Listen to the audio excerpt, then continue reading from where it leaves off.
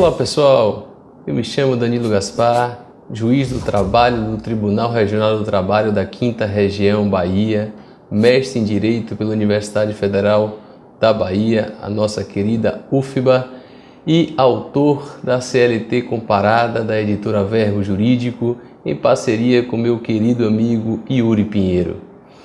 A partir de agora, eu irei enfrentar com vocês alguns artigos dessa mudança promovida pela Lei 13.467 de 2017, intitulada Reforma Trabalhista.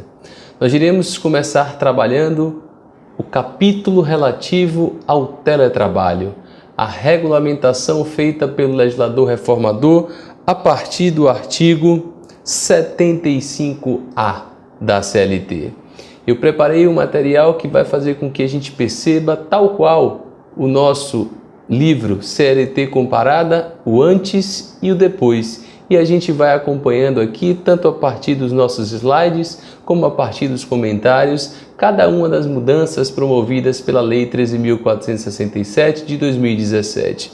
Vamos aqui ao material e vocês vão perceber que nesse capítulo 2A, que é o capítulo relativo ao teletrabalho, vou botar que já está no marca-texto, não havia, portanto, uma previsão na CLT sobre o tema e agora nós temos um capítulo ali a partir do artigo 75A, passando pelo artigo 75B, 75D, 75C, 75D, até chegar ao artigo 75E. E aí vamos aproveitar e enfrentar também a mudança relativa ao artigo 62 da CLT, que inseriu ali o inciso 3, também relativo ao teletrabalho. O teletrabalho é uma realidade que já vem de muito tempo no âmbito das relações de trabalho. É o trabalho à distância, é o trabalho que é realizado a partir de instrumentos telemáticos de informatização e de controle. Em 2011, nós tivemos uma primeira inserção na CLT acerca do tema com o parágrafo único do artigo 6º, mas que veio ali apenas como algo relativo à subordinação jurídica. Agora, com a reforma trabalhista, nós temos todo um capítulo relativo ao teletrabalho. E nesse capítulo, vamos começar aqui do artigo 75A, a previsão no sentido de que a prestação de serviços pelo empregado em regime de teletrabalho observará o disposto nesse capítulo, ou seja, nós temos aqui um capítulo específico para tratar do tema. No artigo 75B, nós temos a definição do teletrabalho, no sentido de que considera-se teletrabalho a prestação de serviços preponderantemente fora das dependências do empregador, com a utilização de tecnologias de informação e de comunicação que, por sua natureza, não constituam como trabalho externo. Então, aqui a gente tem alguns elementos fundamentais para a caracterização do teletrabalho, que são o fato da prestação de serviços ser fora das dependências do empregador e com a utilização de instrumentos tecnológicos de informação e de comunicação. E é interessante notar que no parágrafo único desse artigo 75B, o legislador reformador disse que o comparecimento às dependências do empregador para a realização de atividades específicas que exijam a presença do empregado no estabelecimento não descaracteriza o teletrabalho. Vejam vocês, portanto, que eventual presença do trabalhador às dependências físicas do empregador não terá o condão de descaracterizar o teletrabalho. E não ter o condão de descaracterizar o teletrabalho é algo extremamente importante, porque vocês vão ver logo a seguir que há uma restrição em relação ao teletrabalhador no artigo 62 da CLT. Então, caracterizar alguém no regime de teletrabalho ou fora do regime do teletrabalho será extremamente importante. E não por outra razão, o legislador reformador deixou claro que eventual prestação de serviço nas dependências físicas por si só não descaracteriza o regime de teletrabalho. Vamos seguir aqui, chegamos ao artigo 75C. No artigo 75C, há um requisito formal do teletrabalho, no sentido de que a prestação de serviços na modalidade de teletrabalho deverá constar expressamente do contrato individual de trabalho, que especificará as atividades que serão realizadas pelo empregador. Então, há aqui, portanto, em relação ao teletrabalho, uma formalidade essencial que deve ser observada. No parágrafo 1º, nós temos um dispositivo extremamente importante que traz ali a possibilidade de alteração de o regime presencial para o regime de teletrabalho. Essa alteração no parágrafo 1º, ela vem no sentido de uma possibilidade desde que haja mútuo acordo entre as partes, registrado em aditivo contratual. Então, a primeira possibilidade que nós temos aqui no parágrafo 1º do artigo 75C é que essa alteração de regime presencial para regime de teletrabalho seja feita por mútuo acordo entre empregado e empregador. Ocorre que, logo a seguir, no parágrafo 2º, deixa claro o legislador reformador a sua intenção nesse particular. Uma intenção de trazer uma permissão mais ampla para essa alteração do regime presencial para o regime de teletrabalho. Isso porque, a despeito de no parágrafo 1º do artigo 75C, o legislador reformador ter permitido que as partes, por mútuo acordo, façam essa alteração do regime presencial para o regime de teletrabalho, aqui no parágrafo 2º ele diz que essa alteração poderá ser realizada garantindo por determinação do empregador, ou seja, de forma unilateral,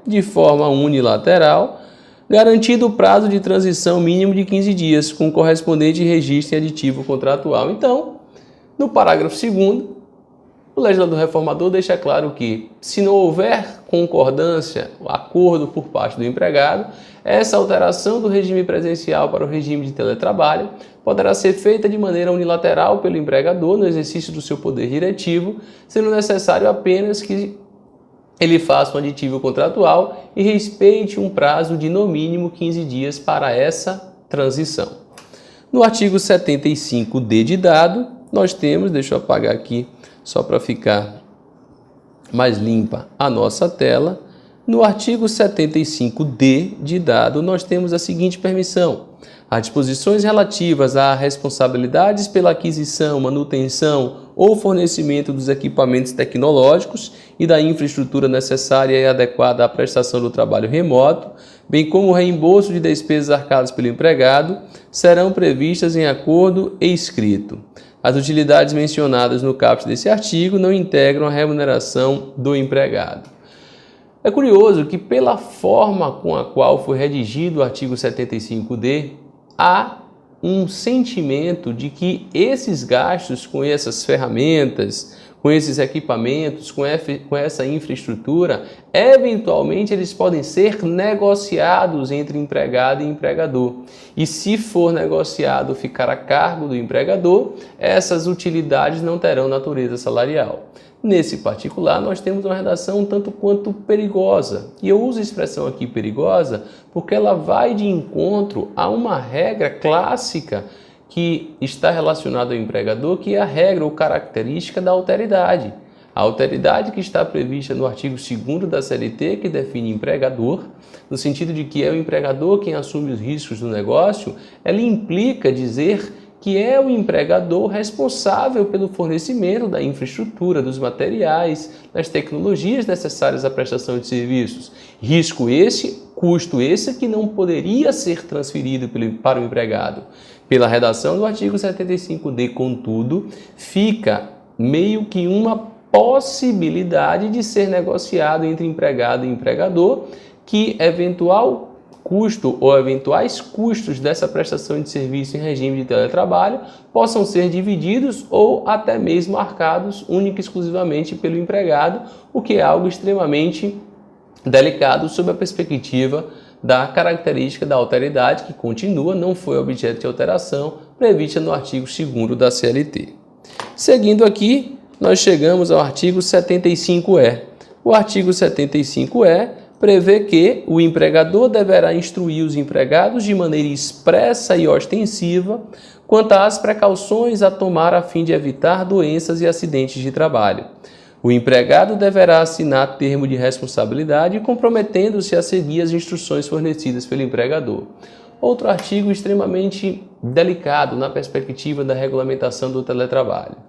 Digo delicado porque, pela forma como escrita, e aí vou voltar aqui à previsão expressa da forma que no artigo o empregador deverá instruir os empregados de maneira expressa e ostensiva e o empregado deverá assinar termo de responsabilidade comprometendo-se a seguir as instruções fornecidas pelo empregador, pode dar a impressão que bastará o empregador recomendar, orientar, fornecer as instruções necessárias em relação ao meio ambiente do trabalho ao empregado, que ele estará ali ileso a eventuais responsabilidades decorrentes de uma doença ocupacional, de um acidente de trabalho.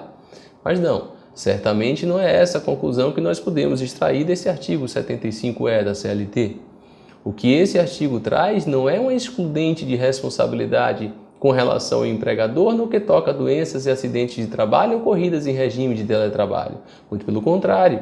Se há um trabalho à distância, um regime de teletrabalho, o empregador deverá não só instruir e orientar o empregado acerca dessas regras a serem observadas no sentido de preservação do meio ambiente de trabalho, como deverá, afinal de contas, é obrigação do empregador, que a gente extrai do próprio artigo 225 da Constituição, do artigo 200, inciso 8, também da Constituição, leitura combinada ali que preserva o meio ambiente de trabalho, que nós extraímos das próprias regras seletistas acerca de medicina, segurança do trabalho, normas de proteção ao trabalho, continuará sendo do empregador a responsabilidade por toda a preservação do meio ambiente de trabalho, mesmo que o ambiente de trabalho em regime de teletrabalho seja algo à distância, seja algo fora das dependências físicas em si do empregador.